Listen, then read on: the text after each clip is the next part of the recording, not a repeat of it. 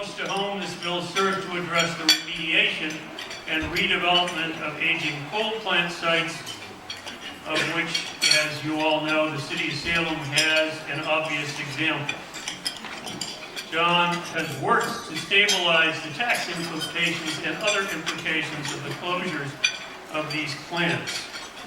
I should also tell you that if you drive by John's house and you look up at his roof, you'll see an example of solar energy in the works.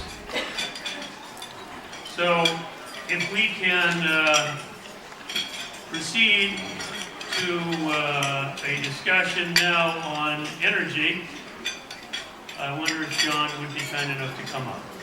John Keenan.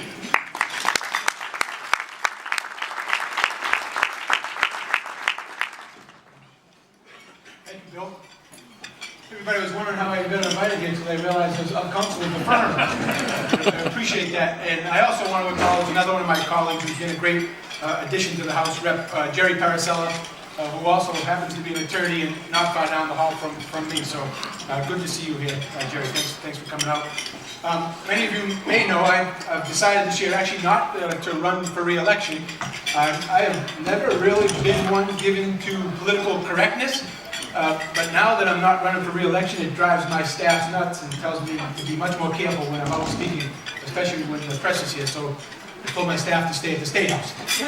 So it is a pleasure to be here today and speak to you about a few things that I think are going on in the energy sector, and a privilege and an honor to join Marcy, who's been a good friend and a colleague as we work some energy issues up at the State House. So I'm going to talk about some things that are certainly in the press, some other things that aren't in the press, and then perhaps after Marcy has a chance to speak, we'll answer some questions, which is what I really enjoy the most anyhow.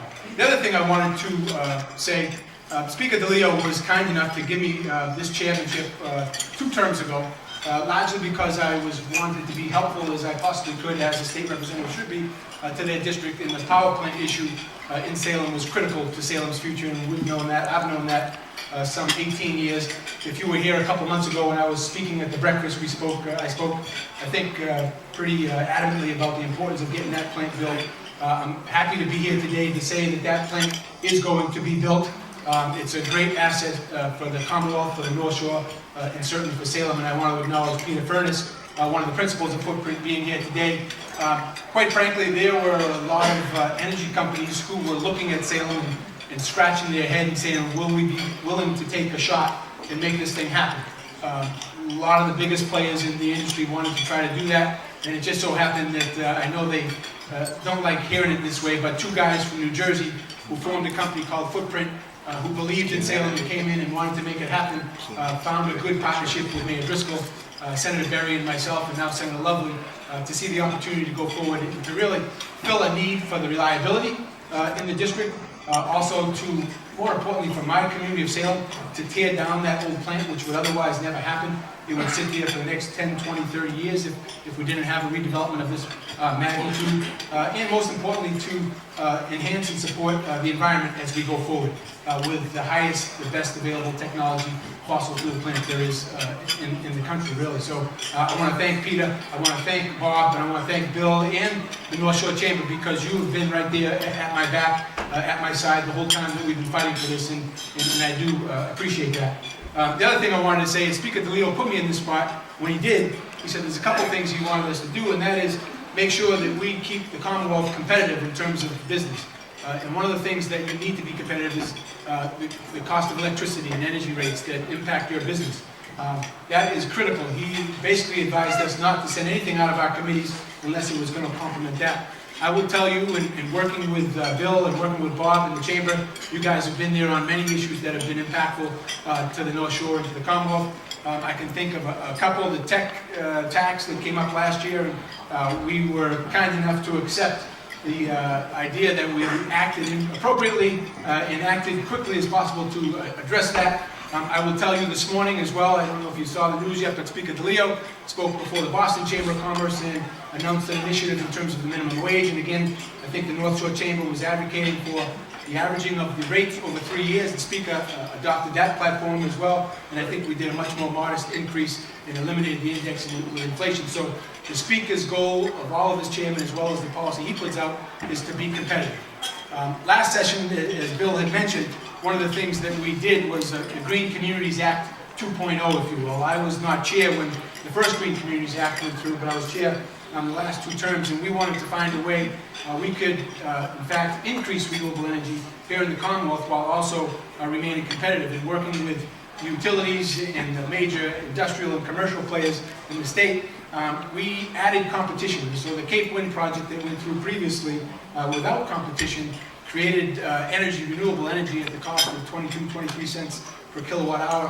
When we required last year, when the utilities went out to procurement in competitive bids, it came back at 8 or 9 cents, similarly kilowatt hour, which is almost the same cost as fossil fuel. So our goal really is to diversify going forward. We fully understand and appreciate, and as Bill said, Kara and I have solar panels on our house, and I don't pay Marcy anything anymore for my electricity, unfortunately. But it is a good thing. It is a good thing going forward for us to have this sort of distributed generation, and I know that's part of what Marcy is going to talk about. So we're going into a new future where the energy generation is not just going to be in 700 megawatt power plants as you're going to see in Salem. It's going to be spread out around the Commonwealth and around the nation, and that's a good thing. Although it's going to take some change to get there. So in that bill, we did a couple of things. We required them to go out to bid, which came back competitive. What we also did in that was to try to address the transformation, if you will, which is happening faster in Massachusetts than anywhere. And that is from coal plants being shut down and being converted into natural gas or otherwise. Salem was sort of at ground zero, if you will, for that experiment to take place. Footprint Power is really the first power plant to be built under what's called the forward capacity market post deregulation. So again, hats off to Footprint for figuring out how to get this done. But it's not as easy as it used to be when we had a regulated industry that basically would say, we're going to have a plant here, it's going to be built, and it's going to be paid out by the ratepayers. The process has worked, but it's become a little bit more complicated. Facing us as well is down in Breaking Point. If any of you have ever driven down Route 24, I've been down in Somerset, and we saw those huge stacks that looks like a nuclear power plant. Those are actually, the only thing that happens in those is water runs underneath them and it cools the water and it goes back into the bay. They spent almost $800 million on those 2 stacks, and that plant is announced it's going to shut down in 2017. And we're trying to figure out, much as we did in Salem, what next for that property, because there is, as I said, no obligation to tear that down. The other thing that has been in the news recently as yesterday, was the explosion that you may have seen in Manhattan, in Harlem actually, where I think there were fatalities, 4 or 5 or 6 fatalities, in addition to many people injured. I'm proud to say that I am the primary sponsor on a bill here in the Commonwealth. And again, we worked with National Grid and NSTAR and Unitil and Columbia Gas last session to actually figure out how to replace the some 5,000 miles of distribution pipe that we have here in the Commonwealth that is old and really leak prone. For many reasons. Number one, most importantly, certainly as a result of the incident in New York yesterday, public safety has to be job number one of any elected official, and I know it is as Marcy as well. So we put in place a way to basically across the industry identify and standardize how you rate leaks. Rate 1, leak 1, standard 1, grade 1 would be the most dangerous and immediate repair, which is really what that leak was yesterday in New York. Grade 2 has to be observed and fixed within a year, and then grade 3, the sort of minimum ones, have to be tracked and also ultimately replaced. Part of what we wanted to do to update that infrastructure system is make sure that it works for everybody, ratepayers and the utilities, in terms of the major capital investments that they have to do. Thirdly, in that bill, I would tell you what we're also doing is any of you that have natural gas in your home as compared to oil, even though the price is going up, you know that it's much less expensive. So in that bill, we also put the opportunities for the utilities to go in to the Department of Public Utilities and explain how they're going to expand distribution to areas around the Commonwealth that do not have it as much as we do here. My co-chair, believe it or not, I represent the city of Salem only. I should have mentioned that. I represent 8 square miles. My co-chair on the Energy Committee, Senator Ben Downing, represents about 1/3 of Massachusetts. He's from the Berkshire. He represents 52 communities. So it's more important in his district, but it's also important around here as we hear people who want to convert over. That gas bill, as I said, it passed through the House. It passed through the House last year as well. I talked to my Senate co-chair yesterday, and they're hoping that will move through the Senate as well. Solar energy, which Bill had mentioned and was talked about. Solar energy, and Governor Patrick and Secretary Sullivan, has been a tremendous success story here in the Commonwealth. in the last year or so. Last year alone, we created 205 megawatts of power. And some of you that are in the energy business, that may not seem like a lot, but Salem Harbor Station, which is, again, a full station at full task, is about 750 megawatts. So about a third of that we created last year in solar energy, and we blew away the goal that we had for just in 2017, that the governor just upped it to 1,600 megawatts in the next several years, and I think we will be on target to hit that. There are some 283 solar companies, and I know Rob was talking about this morning, there's some 283 solar companies here in the Commonwealth, some 8,000 people employed in the solar sector. One of the things that we realize here, certainly at the State House, that our natural resource is our brain power. So our economy really is driven by the innovative economy, and that's part of what we're trying to do with the solar sector, as well as other renewables as well.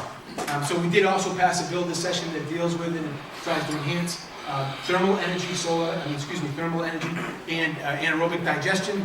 We're working again with the utilities to figure out how that works into the current rate system. So Marcy does have her work cut out for her for the years ahead. It is an exciting place to be. I tell my staff all the time, it's been great. You know, I've been dealing with this for almost 18 years in Salem as the city solicitor and now as the state rep. And there's still not a day that I don't learn something new about this sector. Going forward, if you read in the Wall Street Journal this morning, you saw the stories about the integrity of the infrastructure going forward and whether or not we're prone to attack, if you will. You just saw in California a few months ago that there was an attack of some transformers. There's a lot of investment that's going to have to take place in the next decade or so regarding those issues. And I know Marcy has been, as I said, a tremendous partner at National Grid. We've worked on a lot of things together.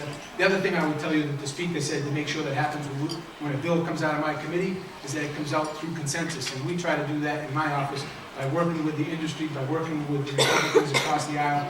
All the bills that have come out of my committee have been almost unanimously adopted when it hits the floor, and that's something that I'm very proud of. The other thing I will tell you, and I'll turn it over to Marcy, Bill is going to introduce her, I believe. We also have a major piece of legislation coming up by the end of the year that talks about Canadian hydro.